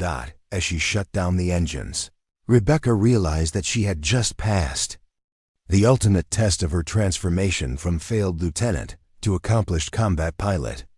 The woman who had once panicked during a routine training emergency had just completed one of the most challenging missions in military aviation. The debriefing room fell silent as the final frame of cockpit camera footage disappeared from the main display screen. For 2 hours, Rebecca had methodically walked through every aspect of the mission, from initial target acquisition to weapons delivery to the harrowing escape through hostile airspace. The assembled officers, Lieutenant Colonel Harrison, the wing commander, intelligence analysts, and senior pilots, had watched in rapt attention as she demonstrated the kind of tactical precision that defined elite military aviation. Colonel Patricia Manning, the wing commander, was the first to speak. A tall woman with silver hair and the bearing of someone who had commanded at every level of the Air Force. She had flown to Tonopah specifically to review the mission results. Her expression was unreadable as she studied the damage assessment photographs displayed on the auxiliary screens. "Major Thompson," she said finally, "what you accomplished last night was extraordinary. Not just the successful completion of a high-risk mission, but the tactical innovation you demonstrated in adapting to changing conditions. The approach corridor you selected wasn't in any of our standard playbooks." Rebecca felt a flush of pride, but kept her expression neutral. "Ma'am, the original approach was compromised by weather conditions. I had to find an alternative that would allow precision targeting while minimizing exposure to enemy air defenses. And you did so while flying solo through some of the most challenging terrain in the region, at night, in severe weather conditions." Colonel Manning turned to Harrison. "Lieutenant Colonel, what's your assessment of Major Thompson's performance?" Harrison was quiet for a long moment, and Rebecca could see the internal struggle playing out on his weathered features. This was the same man who had once told her she didn't belong in the F-117 program, who had questioned her judgment and competence at every turn. Now he was being asked to evaluate a mission that had exceeded every expectation.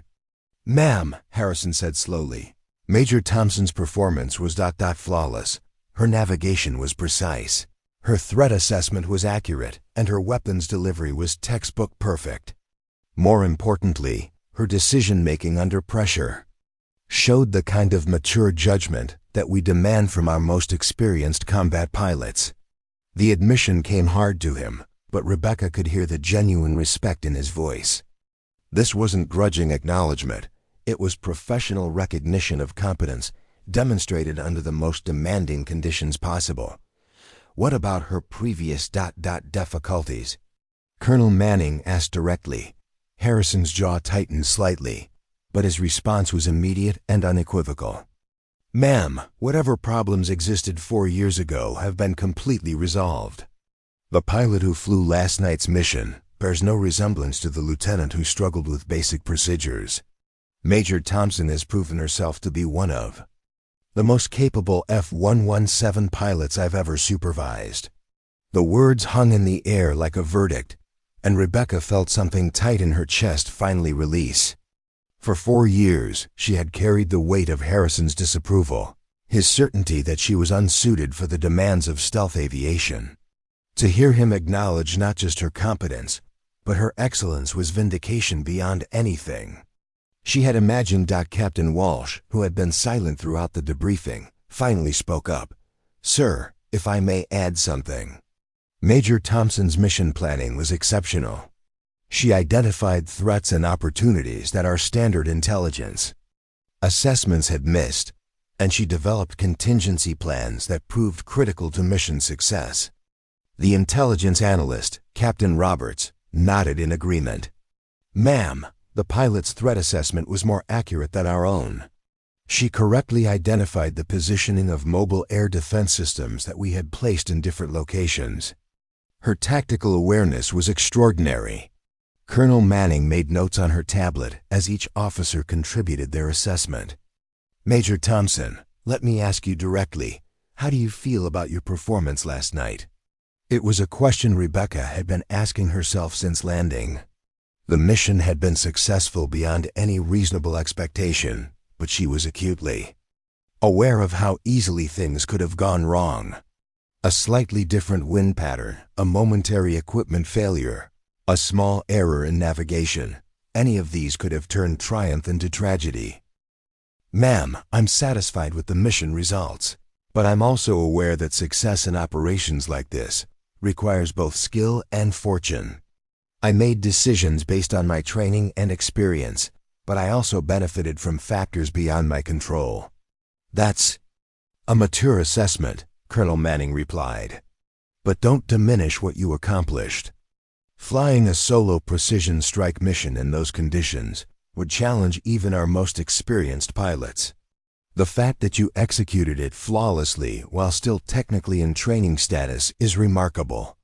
The wing commander stood and walked to the mission display, studying the flight path Rebecca had flown through hostile territory. Major Thompson, your route selection showed tactical innovation that we're going to incorporate into our standard training curriculum.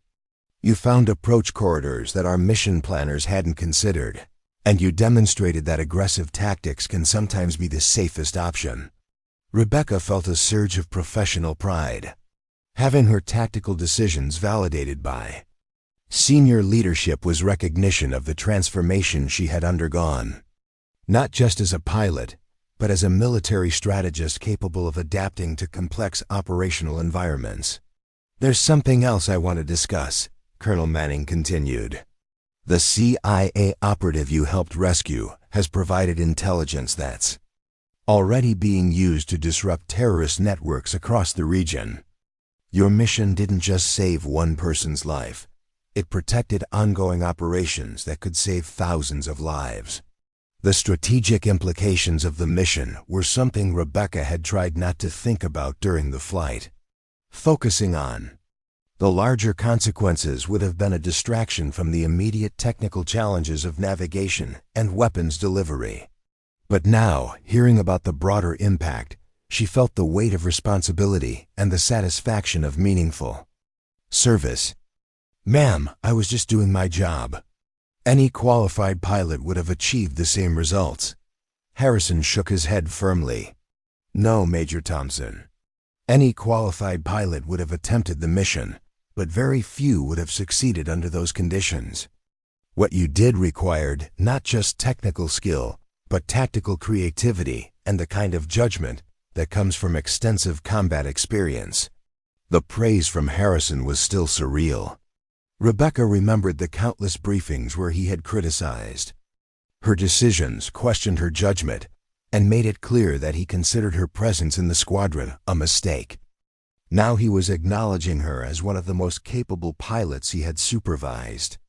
Lieutenant Colonel Harrison, Colonel Manning said, I want your recommendation for Major Thompson's future assignments. Based on her performance, what role do you think she should play in this squadron? Harrison didn't hesitate.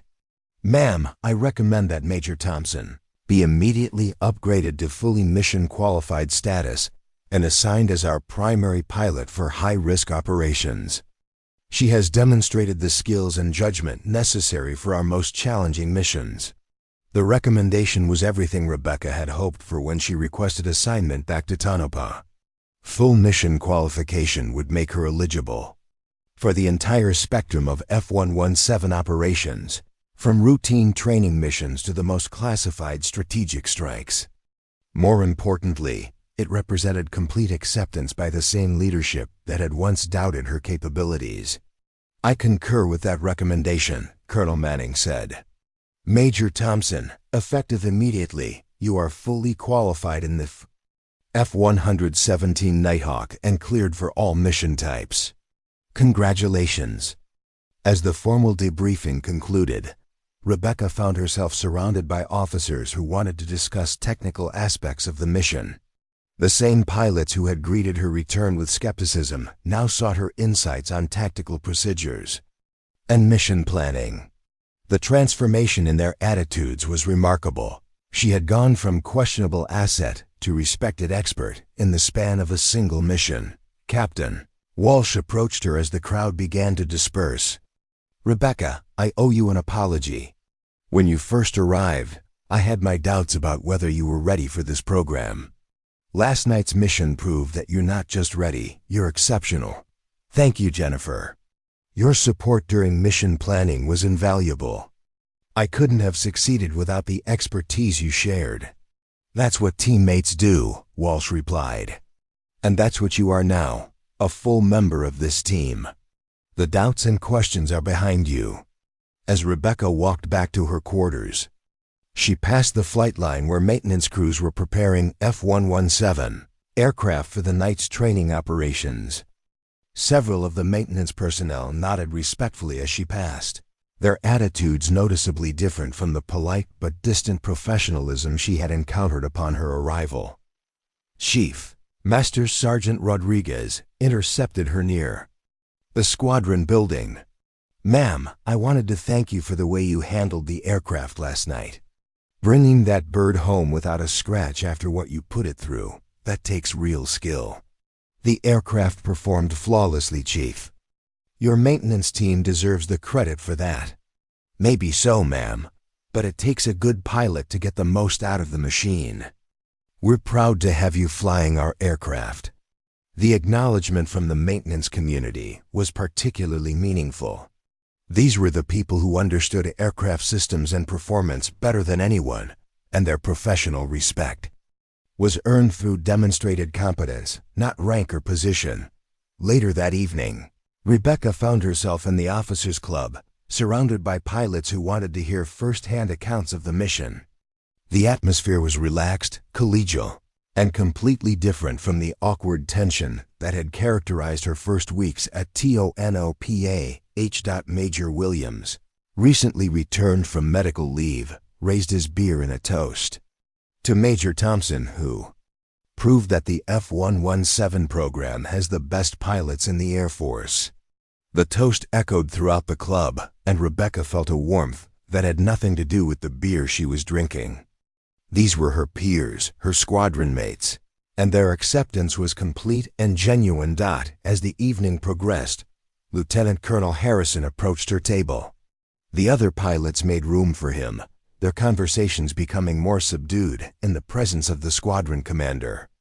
"Major Thompson," Harrison said, "could I speak with you privately?"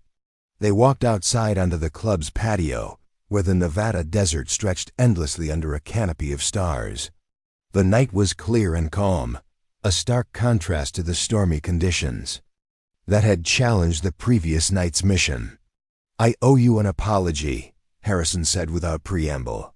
4 years ago, I let my personal biases cloud my professional judgment. I saw you as a symbol of changes I didn't agree with, rather than as an individual officer with potential. Rebecca was stunned by the directness of the admission. Harrison had always been a man of few words, and personal revelations were completely out of character for him. "Sir, you don't need to—" "Yes, I do," Harrison interrupted. "What happened 4 years ago wasn't entirely your fault. You were young, inexperienced, and trying to prove yourself in a program that didn't welcome you. Instead of mentoring you, I undermined you. Instead of helping you develop the skills you needed, I focused on your failures." The admission hung between them in the desert air. Rebecca could see the cost of those words in Harrison's expression. They came from someone who prided himself on professional competence and was acknowledging a significant failure of leadership. "Sir, I made real mistakes 4 years ago. The responsibility was mine." "You made the mistakes of an inexperienced pilot under pressure," Harrison replied. "I made the mistakes of a senior officer who let prejudice override duty. Your mistakes were correctable, mine were inexcusable." For a moment, they stood in comfortable silence, watching the lights of aircraft moving across the distant flight line. Rebecca could feel the last vestiges of resentment and self-doubt finally dissipating, replaced by the quiet satisfaction of challenges overcome and respect earned. "Major Thompson," Harrison continued, "I've recommended you for the Air Force Achievement Medal for last night's mission. It's a small recognition for what you accomplished, but it's also a formal acknowledgement that you've earned your place. In this squadron, the medal was meaningful not for its own sake, but for what it represented. Official recognition of competence and achievement that would be part of her permanent record. More importantly, it was Harrison's way of publicly acknowledging the transformation that had brought her from failure to success. Thank you, sir. That means a great deal. You should also know that I've received inquiries from other commands about your availability for assignment. Your performance last night has generated significant interest at the highest levels of the Air Force. Rebecca felt a mixed reaction to the news. She had worked so hard to return to Tonopah and prove herself in the F-117 program that the thought of leaving seemed premature. But she also understood that career advancement in military aviation required accepting new challenges and responsibilities. What kind of assignment, sir? Test pilot school, advanced weapons programs, command positions. The kind of opportunities that are offered to our most promising officers. You've proven yourself here, but there are bigger challenges waiting if you want them. The conversation continued for another hour, covering topics that ranged from tactical innovation to career development to the changing nature of military aviation. For the first time since her return to Tonopah, Rebecca felt like she was being treated as an equal by Harrison, a fellow professional whose opinions and insights were valued. As they prepared to return inside, Harrison paused at the club entrance. Major Thompson, I want you to know that I'm proud to have you in my squadron. You've not only overcome your past failures, you've become the kind of pilot that others will aspire to be. The words were simple, but they carried the weight of professional acknowledgement from someone whose opinion mattered. Rebecca had spent 4 years working toward this moment, when her competence would be recognized not despite her gender or her past failures, but because of her demonstrated excellence under pressure. Walking back to her quarters, Rebecca reflected on the journey that had brought her to this point. The scared, uncertain lieutenant who had left Tonopah in disgrace 4 years ago was gone forever, replaced by a confident, competent officer who had earned her place among the elite pilots of the F-117 program. The transformation had been painful, demanding, and sometimes seemed impossible. But it had also been necessary, forging her into someone capable of handling the most challenging missions in military aviation. The doubts and questions that had plagued her return to Tonopah were finally behind her, replaced by the quiet confidence that came from proven competence. Tomorrow would bring new challenges, new opportunities to demonstrate her skills and contribute to the mission.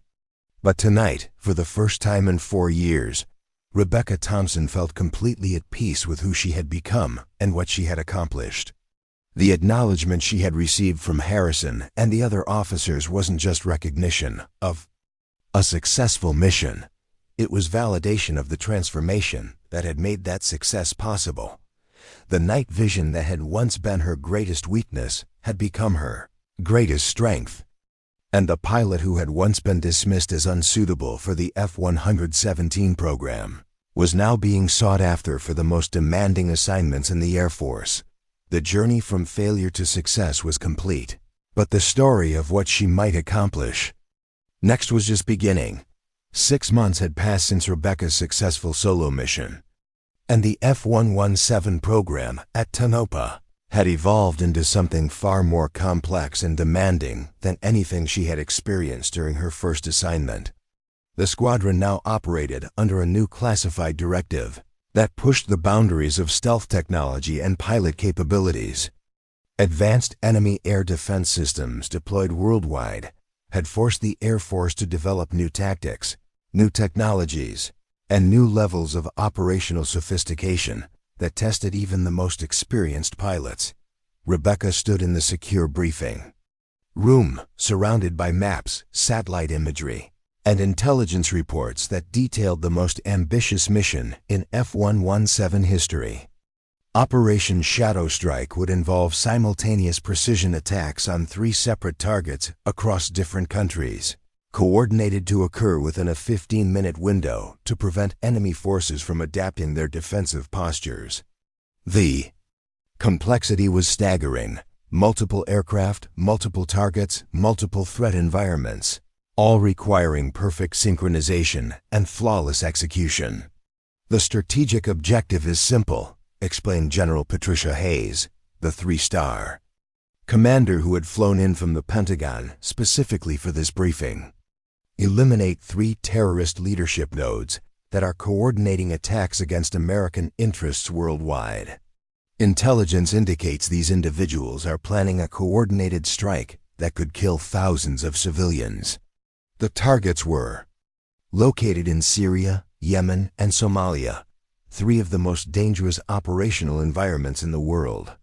Each location was protected by sophisticated air defense systems, surrounded by civilian populations, and defended by enemy forces that had been studying American tactics for decades. The margin for error was essentially zero. "The mission requires our 3 most experienced F-117 pilots," General Hayes continued. "Major Thompson will lead the formation and strike the primary target in Syria. Captain Walsh will engage the secondary target in Yemen, while Major Williams handles the tertiary objective in Somalia." Rebecca felt a surge of professional pride mixed with the weight of enormous responsibility. Being selected as mission commander for such a critical operation represented the ultimate validation of her transformation from failed lieutenant to elite combat pilot. But she also understood the magnitude of what was being asked. This mission would test every skill she had developed over the past 4 years. "Ma'am," she said, "what's the intelligence confidence level on target locations?" "High confidence on all 3 objectives," replied the intelligence briefer, a colonel from the Defense Intelligence Agency. "Human intelligence assets have confirmed the presence of high-value targets at each location within the past 48 hours. However, these individuals are known to move frequently, so timing is critical." The tactical challenges were immense. 3 F-117 aircraft would launch from Tonopah simultaneously, fly different routes to their respective targets, and coordinate their attacks using encrypted communications, while maintaining complete radio silence during the penetration phases. Each pilot would be operating independently in hostile airspace, relying on their individual skills and judgment to navigate threats and deliver weapons with surgical precision. "Rules of engagement?" asked Captain Walsh. "Weapons free on designated targets only," General Hayes replied. "Under no circumstances are you to engage structures or personnel that are not specifically identified as hostile." The political implications of collateral damage in this operation would be catastrophic. Rebecca studied the target folder for her assigned objective, a concrete compound in the mountains outside Damascus where intelligence sources had located a terrorist financier responsible for funding attacks across Europe and North America. The facility was surrounded by civilian structures, protected by Syrian air defense systems, and located in terrain that offered limited approach options. "Weather conditions for all target areas are expected to be challenging," the meteorologist reported. "Sandstorms in Syria and Yemen, monsoon conditions in Somalia. Visibility will be severely limited throughout the operational area. Poor weather would complicate every aspect of the mission, from navigation to target identification to weapons delivery." The F-117's advanced systems could operate in almost any conditions, but the pilots would be pushed to the limits of their capabilities. "Launch time is 2,200 hours, General Hayes announced. "Time on target for all 3 aircraft is 0300 hours local time. You'll have approximately 30 minutes to complete all 3 strikes before enemy forces can coordinate their response."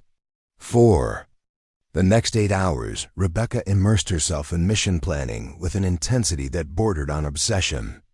Every detail had to be perfect: fuel calculations, navigation waypoints, weapon parameters, communication protocols, emergency procedures, and contingency plans for every possible scenario. the lives of her fellow pilots and the success of a strategically critical operation depended on flawless preparation. Lieutenant Colonel Harrison joined her in the planning room as she finalized her approach routes and timing calculations. His presence was no longer the source of tension it had once been. Over the past 6 months, he had become one of her strongest supporters and most valuable advisors.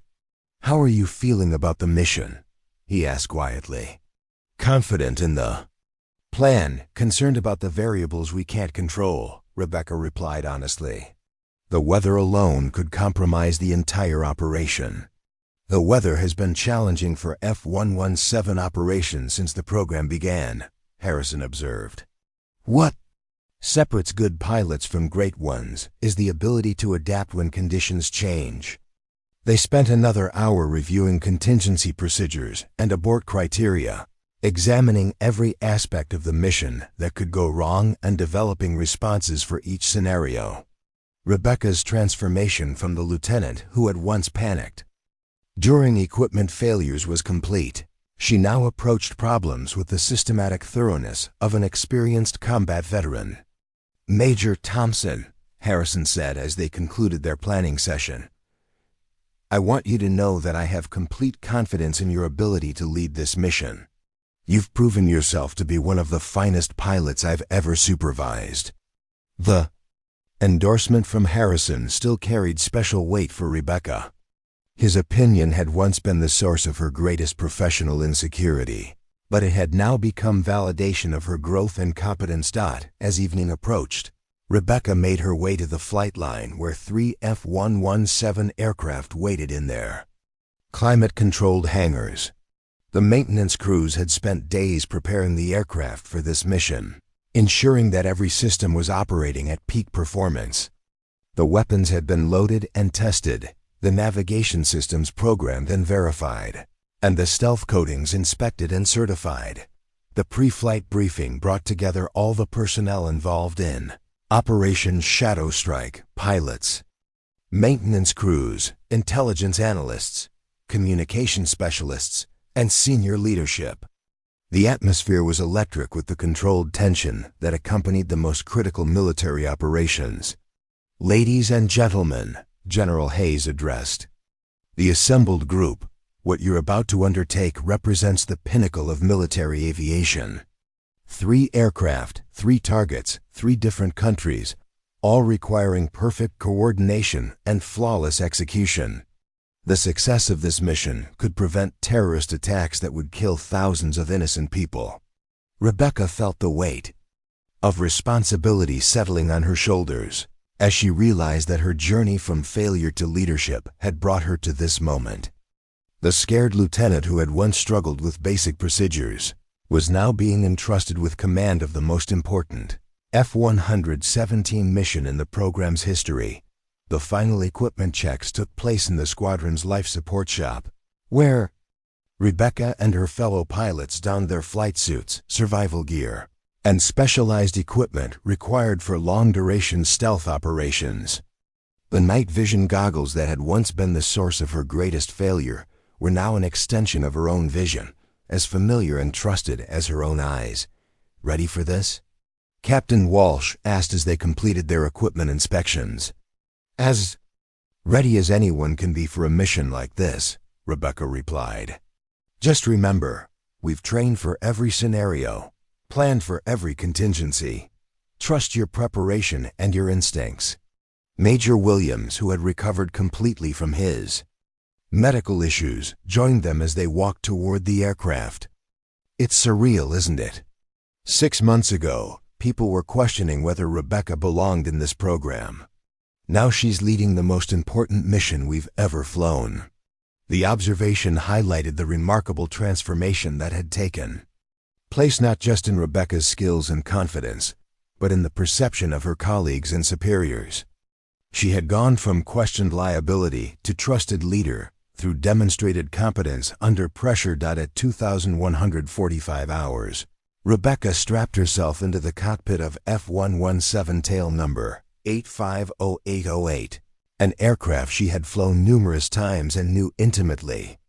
Every switch, every display, Every control surface was exactly where her hands expected to find it. The cockpit that had once seemed impossibly complex now felt like a natural extension of her body. The engine start sequence proceeded flawlessly, with all three aircraft completing their pre-flight checks simultaneously. Rebecca could hear the professional chatter of her fellow pilots over the intercom as they verified their systems and prepared for the most challenging mission of their careers. "Raven Flight, this is Tonopah Tower," came the familiar voice of the air traffic controller. "You are cleared for takeoff. Winds 340 at 12, visibility 10 miles. Good hunting." The three F-117 aircraft taxied to the runway in formation, their angular black shapes barely visible against the Nevada night sky. Rebecca advanced her throttles and felt the familiar acceleration as her aircraft rolled down the runway and lifted off into the darkness, followed seconds later by Walsh and Williams. The flight to the target areas took them across the Atlantic Ocean, through European airspace, and into the volatile Middle East. Each pilot flew independently once they reached international waters, following carefully planned routes that would bring them to their respective targets at precisely the right moment.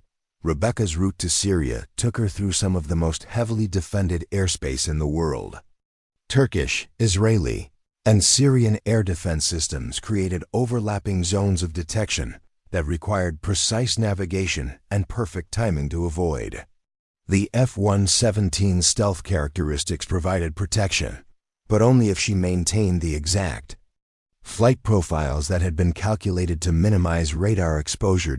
As she approached Syrian airspace, Rebecca's radar warning receiver began detecting the emissions from SA-17 surface-to-air missile systems, some of the most advanced air defense weapons in the world. The missiles were capable of engaging stealth aircraft if they detected even the slightest radar signature, making precise flight path management critical for survival. "Approaching initial point," she transmitted over the encrypted communication system, knowing that Walsh and Williams were simultaneously closing on their own targets, hundreds of miles away.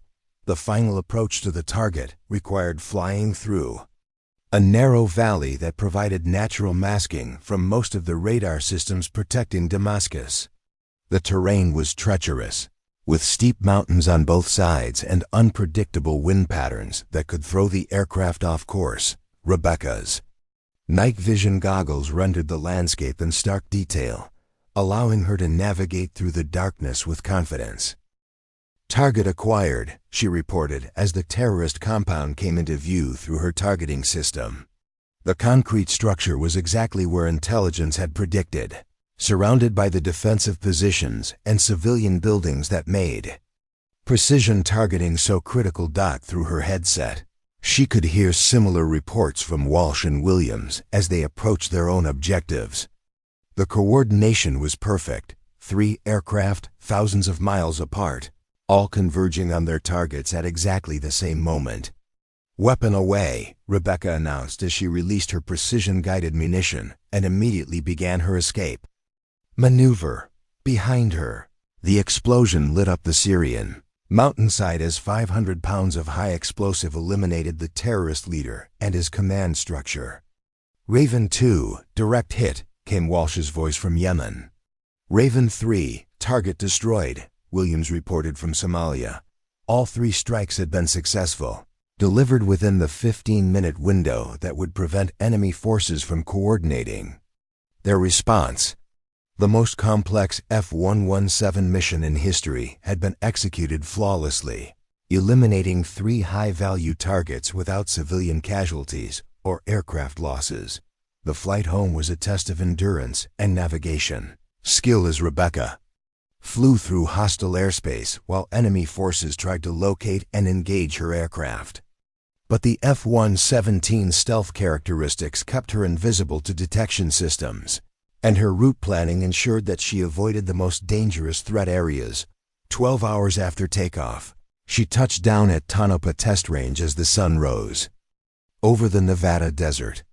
The mission had been perfect in every respect. All objectives accomplished, All aircraft recovered, and a major terrorist network disrupted through surgical precision strikes. As she shut down the engines, Rebecca realized that she had just completed the kind of mission that defined careers and shaped history. The operation would never be publicly acknowledged, but its impact would be felt around the world as terrorist networks struggled to adapt to the loss of their key leaders. General Hayes was waiting on the flight line as Rebecca climbed out of her aircraft. The three-star general's expression showed both relief and professional satisfaction as she congratulated the returning pilots. "Outstanding work, all of you," she said. "What you accomplished tonight will save lives and protect American interests around the world. This mission represents everything the F-117 program was designed to achieve." The debriefing that followed was more celebration than analysis. Every aspect of the mission had proceeded according to plan, with the minor variations that inevitably occurred in combat operations easily handled by the pilot's experience and training. The coordination between three aircraft operating in different time zones had been flawless, and the precision of the weapons delivery had exceeded all expectations. "Major Thompson," General Hayes said as the formal debriefing concluded, "your leadership of this mission was exceptional. You've demonstrated the kind of tactical expertise and command presence that we need in our most senior positions." The praise was gratifying, but Rebecca was more satisfied by the knowledge that she had successfully led her fellow pilots through the most dangerous mission of their careers. The transformation from failed lieutenant to mission commander was complete, validated by success in the most demanding operational environment possible. Later that evening, as Rebecca sat in her quarters reviewing the mission reports, she reflected on the journey that had brought her to this moment. The night vision systems that had once betrayed her had become her greatest asset, allowing her to navigate through hostile territory with confidence and precision. The aircraft that had once seemed impossibly complex was now an extension of her own capabilities, responding to her commands with the reliability of a finely tuned instrument. Lieutenant Colonel Harrison knocked on her door, carrying 2 cups of coffee and wearing the satisfied expression of a commander whose unit had just achieved something extraordinary. "Mind if I come in?" he asked. "Of course, sir. Thank you for the coffee." They sat in comfortable silence for a moment, both processing the magnitude of what had been accomplished. The mission would generate classified reports and briefings for senior leadership, but its true significance lay in what it represented about the evolution of military aviation and the capabilities of the F-117 program. "Rebecca," Harrison said, using her first name in a rare moment of informality, "I have some news that you need to hear. General Hayes has recommended you for promotion to lieutenant colonel and assignment as the next commander of this squadron." The announcement was stunning in its implications. Squadron command was one of the most prestigious positions in military aviation, reserved for officers who had demonstrated exceptional competence and leadership potential. To be offered such a position after her rocky start at Tonopah represented vindication beyond anything she had imagined possible. "Sir, I'm honored by the recommendation, but I have to ask, are you sure I'm ready for that level of responsibility?" Harrison smiled, the expression transforming his usually stern features. 4 years ago, I would have said absolutely not. Today, I can't think of anyone better qualified to lead this squadron. You've proven yourself in every possible way. As a pilot, as a leader, and as an officer who can be trusted with the most critical missions. The conversation continued for another hour, covering the challenges and opportunities that would come with squadron command. Rebecca would be responsible for training the next generation of F-117 pilots, developing new tactics and procedures, and leading missions that could shape the course of global events. As Harrison prepared to leave, he paused at the door with one final observation. "You know, when you first returned to Tonopah, I thought we were doing you a favor by giving you a second chance. Now I realize that you were doing us a favor by bringing your skills and experience to this squadron. We're better pilots and better officers because of what you've contributed." After he left, Rebecca stood at her window looking out at the flight line where the F-117 aircraft waited in their hangars. Tomorrow would bring new challenges, new missions, and new opportunities to push the boundaries of what was possible in military aviation. But tonight, she could finally say with complete certainty that she belonged here, that she had earned her place among the elite pilots who flew the world's most advanced stealth aircraft. The journey from failure to success had been long and difficult, marked by self-doubt, intensive training, and the gradual rebuilding of confidence through proven competence. But every step had been necessary to forge her into the pilot and leader she had become.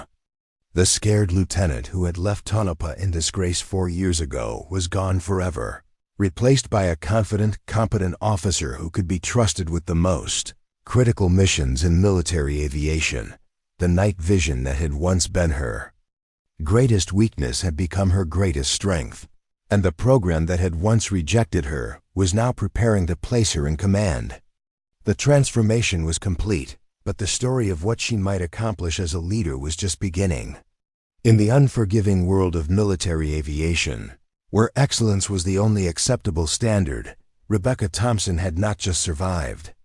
She had thrived, earning her place through competence, courage, and the determination to prove that failure could be overcome through dedication and hard work. F-117 Nighthawk would continue to strike without being seen, and now it would do so under the leadership of someone who understood that true strength came not from never failing, but from learning to rise again after falling. The pilot they had once laughed at for her night vision problems was now the one they looked to for leadership in the darkness. Up next, you've got 2 more standout stories right on your screen. If this one hits the mark, you won't want to pass these up. Just click and check them out. And don't forget to subscribe and turn on the notification bell so you don't miss any upload from us.